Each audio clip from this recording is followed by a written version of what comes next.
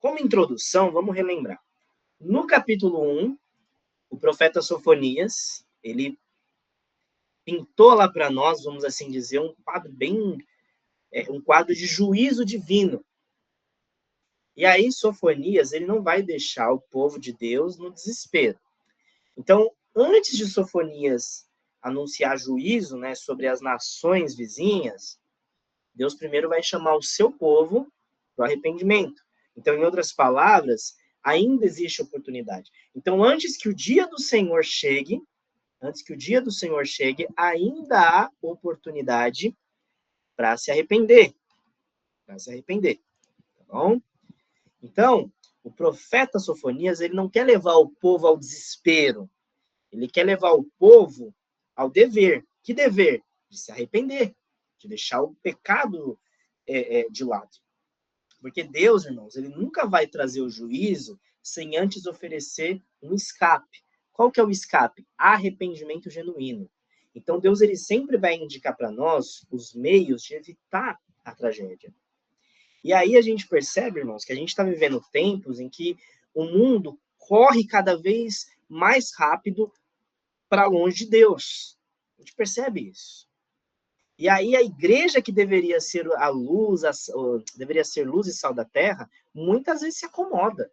A igreja muitas vezes se distrai com as coisas desse mundo, né? A igreja muitas vezes não se envergonha com o pecado que está em volta dela. A gente muitas vezes olha para os outros povos, né, para as outras nações, e a gente julga os seus erros, mas a gente não para examinar o nosso coração. Então, a gente vive tempos muito parecidos com o de Sofonias. Uma religiosidade externa, né? Sincretismo religioso, que eu acho que eu falei para vocês. Igreja prédio ou cada um pouco dos dois, tá bom? E aí, só para vocês se lembrarem, o que é sincretismo religioso, Matheus? É quando duas ou mais religiões se misturam. Então, indiferença. E aí, sendo dessa forma, o juízo vem. Só que a porta da graça do Senhor ainda está aberta. Né? Então, Sofonias, ele chama cada um de nós para nos arrependermos, tá? Então, ele se levanta aí antes da destruição de Jerusalém para trazer essa palavra para nós. Só que, volta a dizer, antes dele anunciar o juízo sobre as nações vizinhas, Deus, na sua infinita misericórdia, traz uma oportunidade para o povo dele, o arrependimento. Então, o texto aqui do capítulo 2 de Sofonias mostra para nós, o nosso Deus, que é um Deus santo, ele não tem prazer na morte do pecador. Mas qual que é o desejo de Deus? Que o pecador se converta, se arrependa dos seus pecados e viva. Então, ainda há tempo. A porta ainda está aberta, né? Então, ainda há esperança para aquele que se humilha e volta para o Senhor. Então, o tema central desse capítulo é o quê? Só o arrependimento verdadeiro pode liberar o povo, pode livrar o povo do juízo inevitável de Deus. Então, vamos lá. Vamos ler o versículo 1. Eu vou ler na tradução NVT, porque é uma tradução mais simples, tá bom, irmãos? Porque esse capítulo é um pouquinho complexo. Então, para ficar mais simples o entendimento, eu vou ler na NVT. Mas se vocês quiserem ler na tradução que a gente estava vendo, na Almeida Revista Atualizada, fica a critério de vocês. Vamos lá. Então, diz assim: reúna-se, ajunte-se, ó nação desavergonhada. Versículo 2. Reúna-se antes que comece o julgamento, antes que o tempo passe como palha levada pelo vento.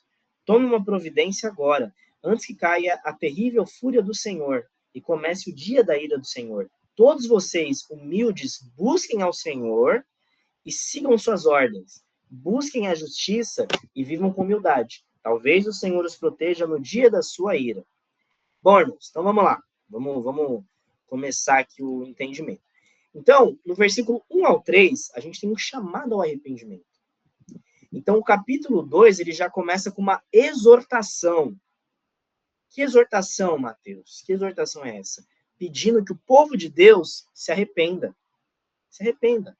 O versículo 3, por exemplo, ele se refere aqui, parece se referir, né, a um remanescente de judeus fiéis. Como assim? Que caso eles buscassem a Deus, seriam poupados no dia da ira do Senhor. Então, Aqui a gente tem 3 características desse arrependimento: necessidade, né? Método e motivos. Então, primeiro, vamos lá, vamos falar da primeira característica desse arrependimento, que é a necessidade. Olha o versículo 1. Reúna-se, ajunte-se, ó nação desavergonhada. Né? Então, aqui, qual que é a necessidade? É um autoexame. Né? Na Almeida Revista Atualizada, está falando assim, ó, concentra-te e examina-te, ó nação que não tem pudor. Então, o que Deus está falando aqui? Né? É um momento para você se autoexaminar. Porque a nação de Judá, só para vocês entenderem aqui o contexto aqui desse texto, né? A nação de Judá, ela estava mais concentrada em olhar os outros povos.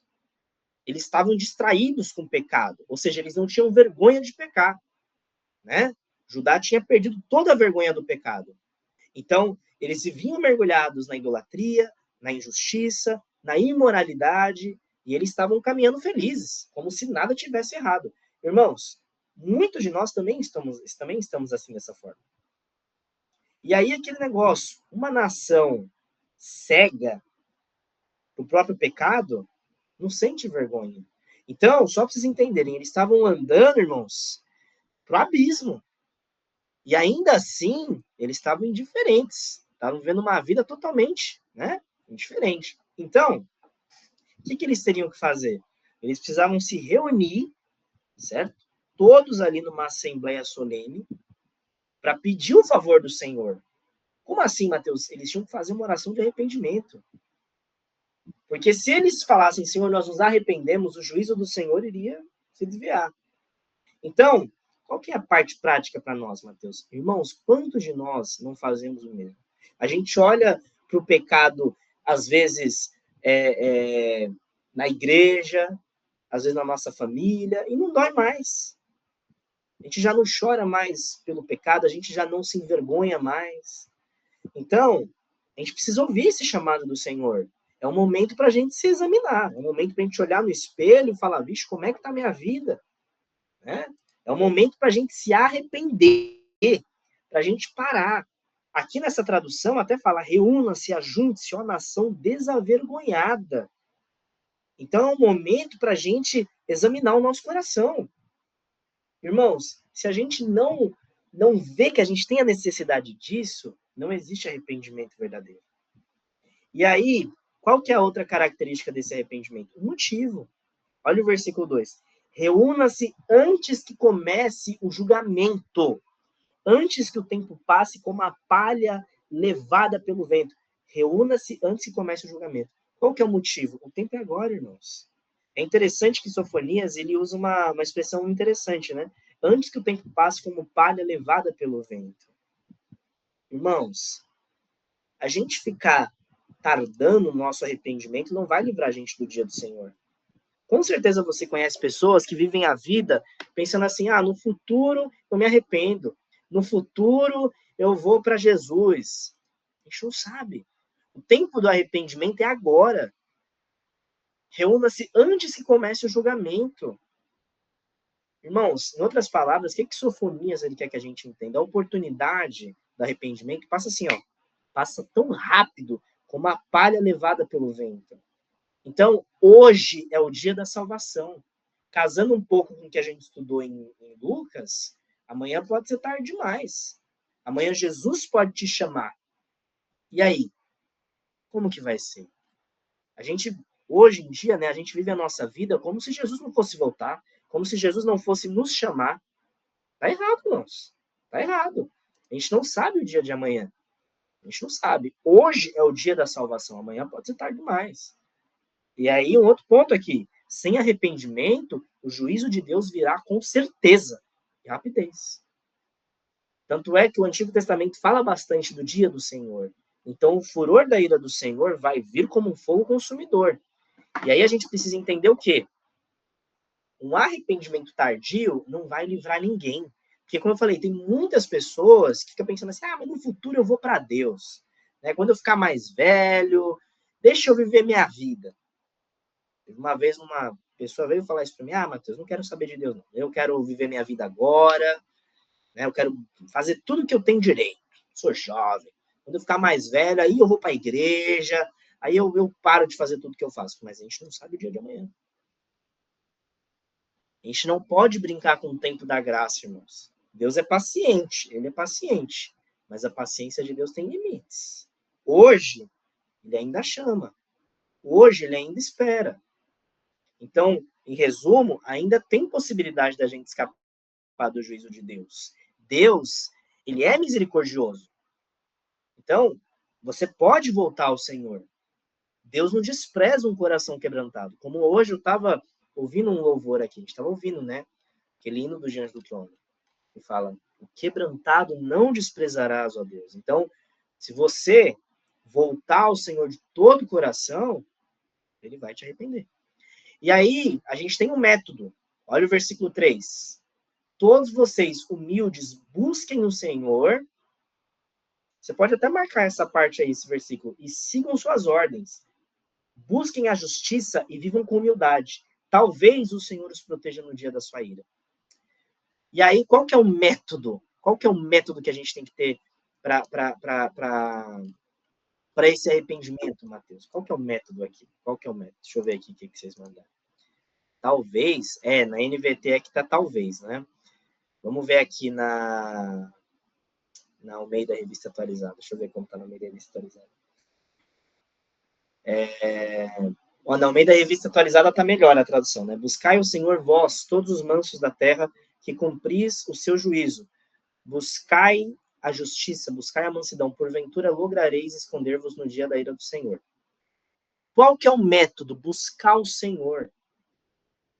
Ou seja, primeira coisa, o autoexame, como a gente estava falando. Então, Deus, ele ordena para mim e para você que a gente examine a nossa própria vida. Não é a gente ficar falando da vida do outro, mas é a gente examinar a nossa própria vida.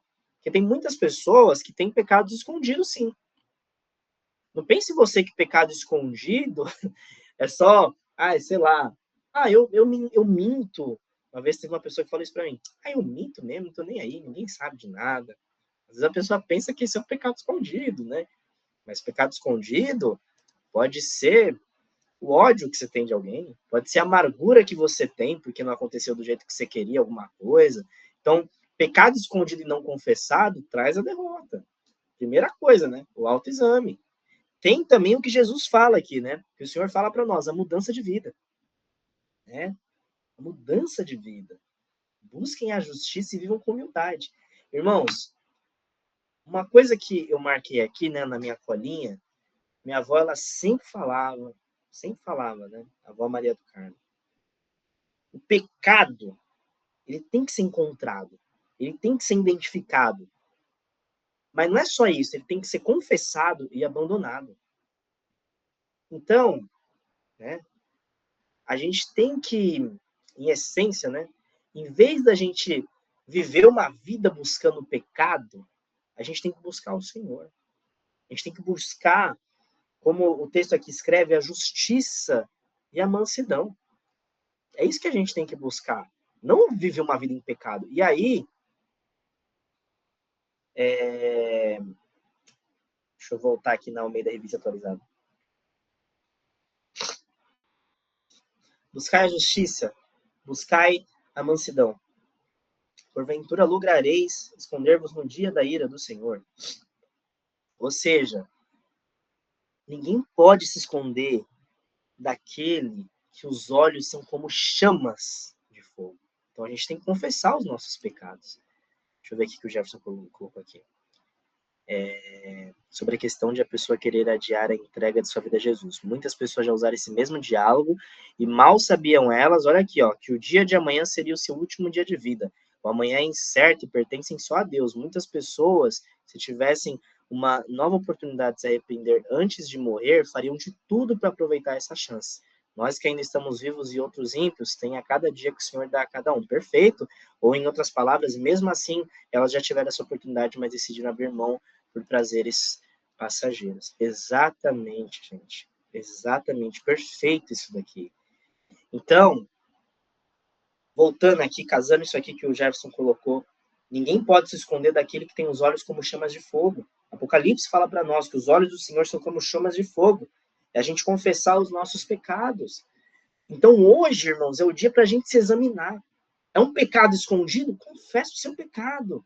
É um coração dividido? Você quer viver no mundão, mas quer viver na igreja? Escolha. Busque o Senhor enquanto ele pode ser achado. Busque o Senhor enquanto ele pode ser achado. Busque. A gente não sabe o dia de amanhã, irmãos. A gente não sabe. Vou contar aqui um testemunho rápido de uma pessoa, óbvio, não vou citar nomes, né, porque vai pro YouTube, né, aí, mas certa vista eu estava conversando com um colega, muitos anos atrás, que ele não era cristão, né, colega aí que eu conheci, assim, né, pela caminhada aí, nos estudos, né, na faculdade e tudo mais. E esse rapaz, ele não era cristão, como eu falei. E aí, lá no período da pandemia, a família toda dele ali seguia uma religião específica, enfim, mas ele em si não acreditava em Deus nem nada. E aí, na época da pandemia, irmãos, ele começou a ver que tudo aquilo que estava acontecendo estava casando com a Bíblia, né? E aí, às vezes, ele vinha pedir ajuda com algumas coisas da faculdade, né? Perguntava algumas coisas ali, né? Não estou entendendo aqui esse código, me ajuda aqui, Mateus. E eu ajudava ele. E aí, numa dessas vezes que eu estava conversando com ele, assim, em chamada, ele falou assim, nossa, eu não acredito em Deus, mas tudo que está nesse livro aí que você fala está acontecendo. Doença, guerra, que de fato, né, irmãos, o período aí da pandemia foi muita coisa acontecendo ao mesmo tempo, né? Foi a pandemia, foi a guerra da Rússia e da Ucrânia. E aí, irmãos, para mim resumir, de pouco em pouco, às vezes quando eu ajudava ele começou a ter o interesse de querer saber algumas coisas da Bíblia. Ele começou a ter o interesse de querer saber algumas coisas da Bíblia. E eu comecei a pregar ali para ele. Comecei a falar de Jesus para ele, de pouquinho em pouquinho, né? Claro, não fui pregando tudo de uma vez, fui tirando quando ele tinha alguma dúvida, né? E aí, irmãos, resumindo, de pouco em pouco ele foi aceitando ali, né? Foi se entregando para Cristo. E os pais dele, como eu falei, eram de outra religião.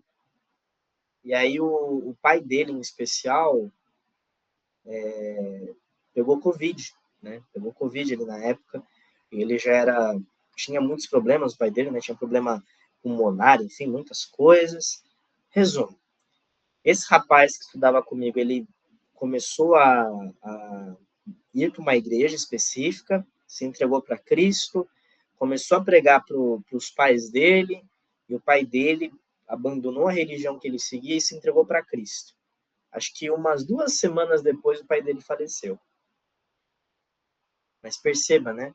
O pai dele foi chamado, né? Faleceu, mas morreu em Cristo. Olha a importância, irmãos, né? Do porquê eu estou falando tudo isso. Olha a importância do porquê a gente entender que hoje é o dia para a gente examinar como está a nossa vida. A gente tem que buscar o Senhor enquanto ele pode ser achado. Vocês estão entendendo? Por isso que o texto aqui fala, busquem o Senhor, todos vocês humildes, e sigam as suas ordens. O único refúgio, irmãos, contra o dia mal, é o nosso Deus. É o nosso Deus. Então, irmãos, não é o tempo da gente ficar brincando, é o tempo da gente buscar o Senhor, porque a gente não sabe o dia de amanhã. Eu me lembro que esse rapaz, quando ele falou para mim que o pai dele tinha falecido, eu não acreditei. Nem ele também acreditou, porque o pai dele tinha ficado bem. Olha só, o pai dele tinha ficado bem, tinha melhorado ali da Covid, mas aprove o Senhor levar o pai dele. E graças a Deus, né, o pai dele havia se entregado a Cristo, né? Então perceba a importância da gente entender isso, irmãos. É o tempo da gente examinar como está a nossa vida. Se o seu coração está dividido, é o tempo de você escolher entre o Senhor ou o mundão. Busque o Senhor enquanto pode ser achado. E principalmente, né, busque a justiça e a mansidão. Em outras palavras, é abandonar o pecado. É confessar o pecado e deixar a vida velha para trás. Porque na Almeida Revista Atualizada, quando fala assim, né? Porventura lograreis esconder-vos no dia da ira do Senhor. Em outras palavras, o que isso aqui quer dizer? Não existe outro esconderijo senão no Senhor. É só no Senhor que você pode se esconder. Vocês devem se lembrar que até mesmo nesse período, na época da pandemia, a gente fez muitos estudos bíblicos, né? Teve períodos aqui que tinha muita gente participando, foi uma bênção, mas muitas pessoas se entregaram para Cristo também nesse período. Não existe outro esconderijo senão no Senhor. Então, o refúgio está no Senhor. A gente tem que buscar Ele. Não são ídolos do mundo, não é a justiça própria. É o Senhor. E quando fala mansos da terra, são os humildes que obedecem à palavra do Senhor. E aí, quando fala aqui, né, porventura, cadê? Porventura, quando fala aqui porventura, ou na NVT, talvez o Senhor, né, sugere o quê? Uma esperança real para quem se arrepende. Então, a pessoa que realmente ela se arrepende, né, quando ela realmente se arrepende, ela é salva. Então, hoje o juízo aqui está começando pela casa de Deus. O arrependimento, irmãos, não é opcional, né? Então, para a gente aplicar aqui para nós, aqui agora, examine a sua vida. Tem uma área da sua vida que você não rendeu a Cristo? Confesse, deixe. Se volte para o Senhor enquanto ele ainda pode ser achado. Se volte ao Senhor. E aí o versículo 4, né, do 4 até o 7, que não vai dar tempo de a gente falar do capítulo inteiro. Gaza e Ascalon serão abandonadas, Asdod e Ecrom demolidas. Que aflição espera vocês, filisteus, que vivem no litoral e na terra de Canaã, pois este julgamento também é contra vocês. O Senhor os destruirá, até que não reste ninguém em seu meio. O litoral filisteu se transformará em pasto, lugar de acampamento de pastores e de currais para os rebanhos. Versículo 7. O remanescente da tribo de Judá ali se alimentará, e à noite descansará nas casas abandonadas de Ascalon, pois o Senhor, seu Deus, visitará seu povo, e em sua bondade os restaurará. Então, aqui no versículo 4 até o 7, a gente tem o juízo sobre a Filistia, né? Ou seja, sobre os filisteus. Perdão. Então, vai ser uma devastação total aqui, é o que o profeta está falando, mas vai ter o quê? Um remanescente preservado. Então, perceba, depois que o profeta Sofonias, que foi usado pelo Senhor, chamou o povo do Senhor ao arrependimento, agora aqui ele vai dar um incentivo maior para o arrependimento, anunciando o juízo sobre as nações. E aí é importante a gente entender, porque tem muita gente que fala assim, nossa, como Deus é cruel, como é que Deus pode fazer isso com esse povo aqui? É importante a gente entender que outros profetas já tinham advertido essas nações. Já tinham. Eles já tinham falado, olha, se arrependam. O profeta Isaías, o profeta Jeremias, o profeta Amós. Só que esses povos não quiseram se arrepender. E aí, por isso que vem essa sentença de juízo sobre essas nações. Porque é aquele negócio, irmãos. Deus, ele dá oportunidade de arrependimento. Deus, ele sempre dá, irmãos. Deus sempre dá. Sempre dá. Mas cabe a nós, se nós vamos ou não nos arrepender. Mas voltando aqui para o texto. Reparem só, irmãos, que as nações aqui dos 4 pontos da terra estão incluídas. Mas por quê? Para indicar para nós a universalidade do juízo. Então, o Deus de Israel, ele é o Deus do universo. Então, as nações aqui que a gente vai falar, citadas, né, representam todo mundo, de certa forma. Porque fala sobre os 4 pontos da terra. Então, fala da Assíria, que é o povo do norte, fala da Etiópia, que é o povo do sul, fala sobre Moabe e Amon, que é o povo do leste, né? E fala sobre a Filistia, que é o povo do oeste. Então, em essência, né, tanto judeus e gentios pecaram contra Deus. Então, os dois vão sofrer o juízo de Deus. E aí, voltando aqui para o versículo 4, percebam só vocês, né? 4 cidades vão ser arrasadas, ou seja, vão ser destruídas. Então, os primeiros aqui que recebem a destruição são os filisteus. No versículo 5, na Almeida Revista Atualizada, está assim, ó. Ai dos que habitam no litoral do povo dos quereitas. Quando fala quereita, gente, tá? Só para vocês entenderem, são os filisteus, tá? Porque é a mesma coisa. Enfim, Então, a cidade que eles faziam parte, Gaza, Asquelon, Asdod, seriam destruídas. E essa terra seria utilizada como pastagens para os rebanhos de Judá. Então, perceba, né? O versículo 5, quando fala assim, ó, quer ver? Ó? Que a aflição espera vocês, filisteus, que vivem no litoral e na terra de Canaã, pois esse julgamento também é contra vocês. O Senhor os destruirá até que não reste ninguém em seu meio. Obrigado, meu amigo. Então, olha só, quando fala que não há um morador sequer, é porque o povo, os filisteus, vão ser destruídos. Eu acho que não é segredo para nós, né, a gente relembrar que os filisteus são inimigos históricos de Israel, né? Eles são inimigos históricos. Então, em essência, aqui, o que o profeta Sofonias está falando para nós? Nenhuma casa, nada que foi construído pelo ser humano pode resistir ao dia do Senhor. Isso é fato, né, irmãos? Né? Não tem como uma pessoa fugir da ira do Senhor. Não tem. E aí o versículo 6 e 7, né? Quando fala assim, o litoral filisteu se transformará em pasto, lugar de acampamento de pastores e de currais para os rebanhos. O remanescente da tribo de Judá ali se alimentará, e à noite descansará nas casas abandonadas de Ascalon, pois o Senhor, seu Deus, visitará seu povo e em sua bondade os restaurará. Então aqui, né, a terra para os remanescentes de Judá, que isso aqui quer dizer? Aqui, o profeta Sofonias ele está descrevendo o futuro da região filisteia, né? Trazendo à tona a verdade que consola para nós que o quê? O juízo de Deus, ele vem misturado com a misericórdia. Então, em outras palavras, né, os inimigos de Deus, eles vão cair, mas nós, como remanescentes do Senhor, teremos as promessas. E aí, só para vocês entenderem, no contexto imediato, isso se cumpriu com Judá, após esse juízo histórico, isso realmente aconteceu. Mas essa promessa aponta para nós também lá para o Apocalipse. Por quê? Na segunda vinda de Jesus, Deus vai julgar definitivamente as nações.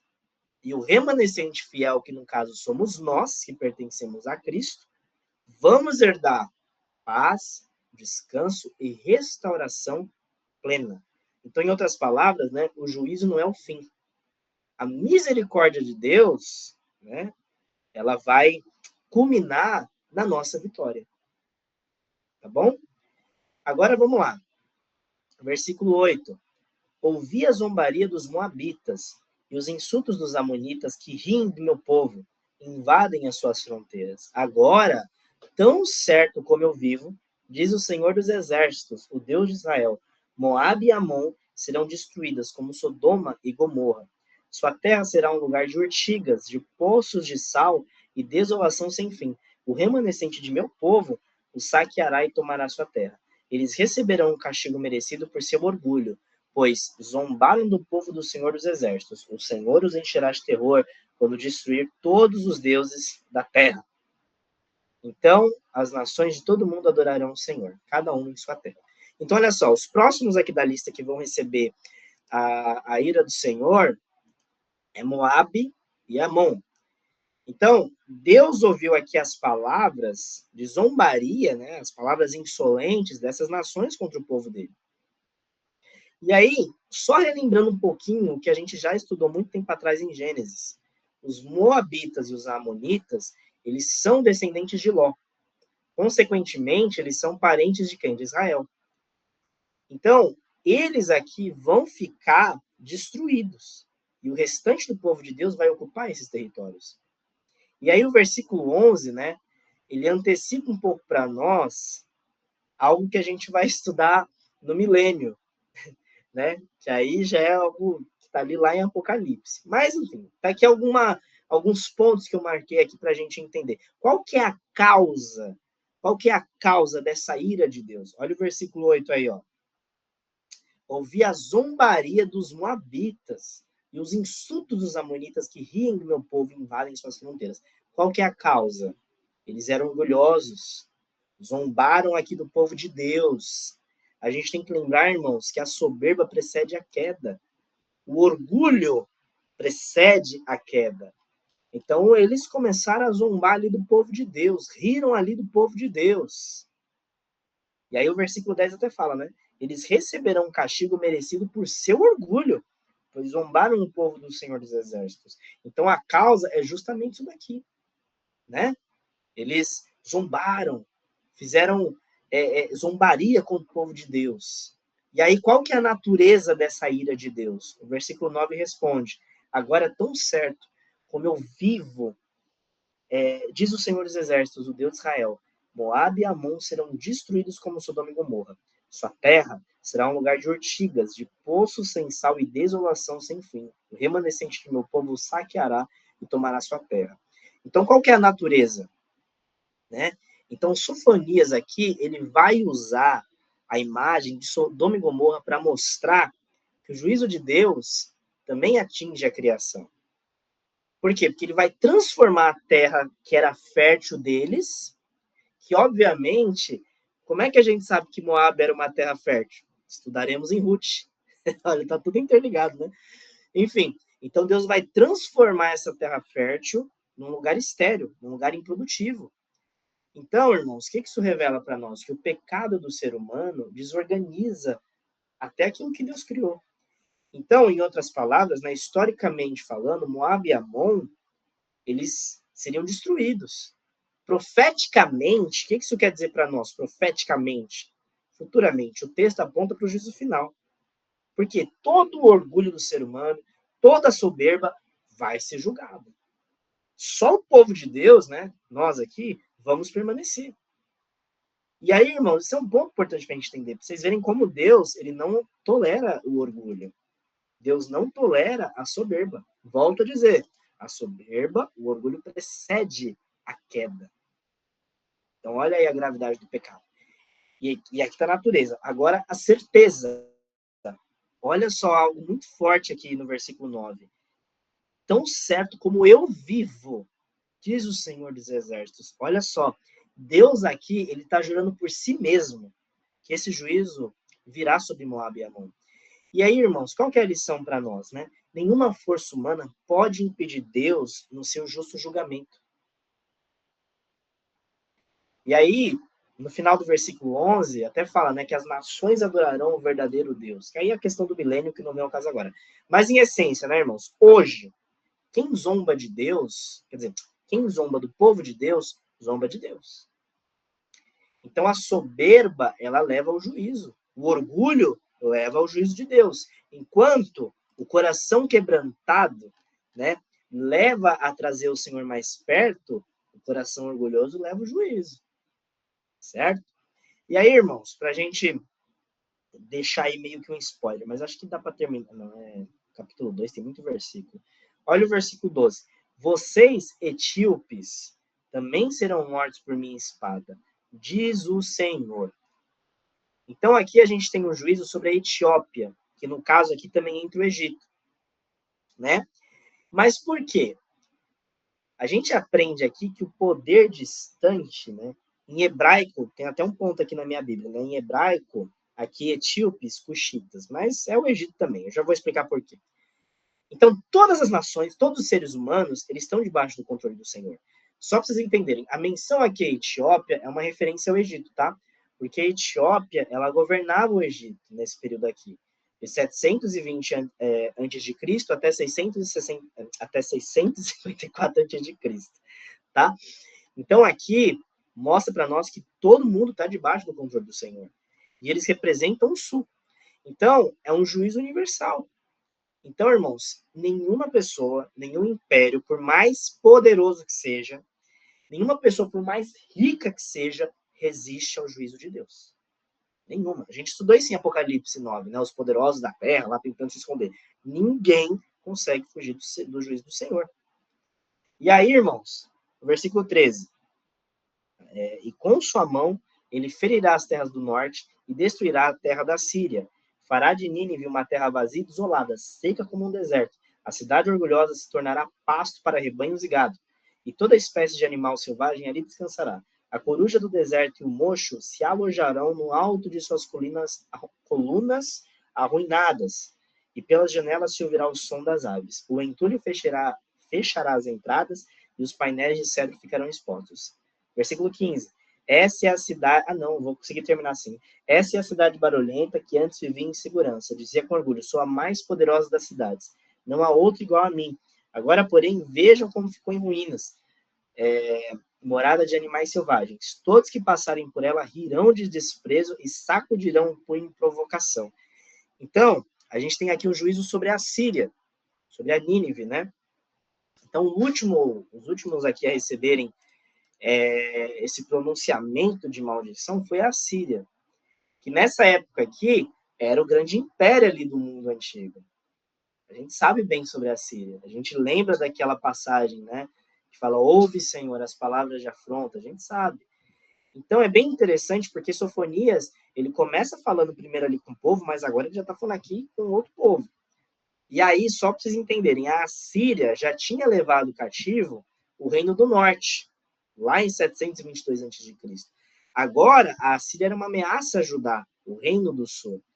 Só que as profecias de Naum, que a gente já estudou, as profecias de... A gente já estudou, não, já, né? As profecias de Naum, de Jonas, e até agora Sofonias, Isaías também, enfim, mostra que esse império iria também passar pelo julgamento de Deus. E aí, no versículo 13, quando fala de Nínive, seca como um deserto, habitação de animais, né? Só para a gente lembrar um pouco o que Obadias fala para nós. Tudo bem que Obadias fala ali dos edomitas, mas enfim. A Nínive, gente, era uma cidade poderosa. Ela era cercada ali por muralhas de 30 metros de altura, né? Então, ela era uma cidade que, na teoria, era impossível alguém invadir ela. Só que Deus estende a mão tanto sobre a Síria e faz de Nínive, né, uma cidade destruída. Então, a cidade ali gloriosa de Nínive iria se transformar numa cidade que os animais iriam morar. Então, essa cidade orgulhosa iria se transformar em pó. A ruína dele seria completa. Tá? Então, no versículo 15, quando fala, né? Essa é a cidade barulhenta que antes vivia em segurança, dizia com orgulho, sou a mais poderosa das cidades, não há outro igual a mim. Então, olha só, como era uma cidade orgulhosa, né? Como eram povos orgulhosos. Orgulho absoluto. Então, essa cidade que se achava poderosa, ela seria destruída, né? Então, irmãos, a gente percebe o quê? Pessoas, impérios soberbos caem, que Deus humilha aqueles que são arrogantes. Deus humilha. E aí, para a gente poder terminar aqui no capítulo 2 de Sofonias, percebam, né? O capítulo 2 de Sofonias chama eu e você ao quê? Se arrepender antes que o dia do Senhor chegue. Então, é uma necessidade urgente. Uma necessidade urgente. Mas tem um método simples. Buscar o Senhor. Buscar a justiça. Buscar a mansidão. E a gente precisa entender que o juízo, ele é universal. Atinge nações. Os filisteus, Moabe, Amon, Etiópia, Síria. Mas por quê? Pelo orgulho, pela zombaria, pela idolatria. Então, nenhuma força consegue resistir o dia do Senhor. Mas há esperança, né? O remanescente, que no caso somos nós, preservado. As nações irão adorar o Senhor, certo? Então, irmãos, para nós podermos terminar aqui o capítulo 2. Hoje, ouça o chamado do Senhor. Se examine, se arrependa, né? Busque ao Senhor, porque o juízo virá. Mas, no momento agora, a graça está disponível. Não endureça o seu coração, né? Se volte para o Senhor, escape da ira do Senhor. Encontre refúgio nas asas do Senhor. Então, se arrependa e viva hoje.